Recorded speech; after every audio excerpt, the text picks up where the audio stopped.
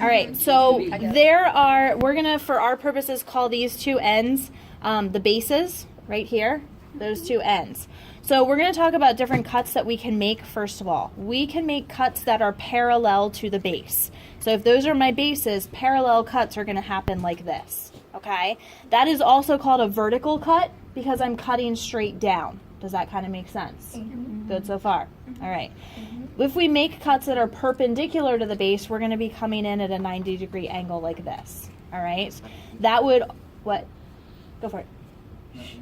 That would also be called a horizontal cut then because I'm cutting like across the horizon. Okay. So the first type of cut, we'll make one just straight up parallel to the base.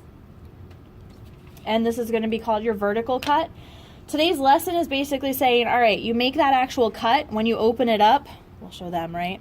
Okay. When you make the actual cut, you're trying to identify what shape this is. That's our purpose for today. Mm-hmm. So this shape is going to give you a rectangle. So taking this, cutting it parallel to the base is going to actually give you the same shape as the base. Does that make sense? Mm-hmm. In our case, because it is a rectangular prism, it has the same length, width, and height all over. Quote unquote, because this is cheese, right? It's not exactly perfect here, but it means that our rectangle is going to be the exact same size as the base. All right. On other shapes, that might potentially be different. If you think about a pyramid, wouldn't it change if you cut it further up the pyramid? Your shape would be a little bit smaller based on where you are. That's cut number one. Okay. Let's take cut number two. Let's take this corner. If I actually go down and I cut off the corner like this, what shape am I going to get? Rectangle. A rectangle, right? Oh.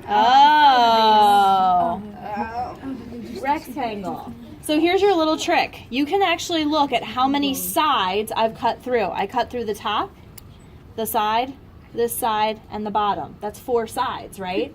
Which means that when I open this up, my shape is going to have 4 different sides. So I actually do end up with just a rectangle then. Okay? We can also take, what if I go to the other corner, and now instead of going straight down, I'm going to cut it at an angle.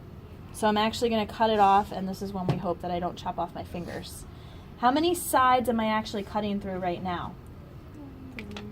1, 2, 3. I'm not going through the bottom. So when we cut this, we expect to see a triangle, which we get.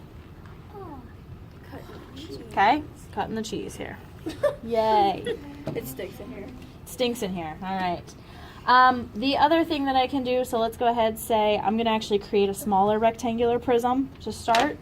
So call those two my bases. On board? Mm-hmm. Those two are my bases here. Mm-hmm. If I cut parallel to my base, I'm going to end up getting a rectangle of sorts, right? We're going to call it a rectangle. What if I cut perpendicular? A rectangle. I'm going to actually end up just getting a rectangle. Rectangle. Still a rectangle. That's normally how you would just slice up cheese, right? You would just make the rectangles. Okay? You can go ahead and stop. That's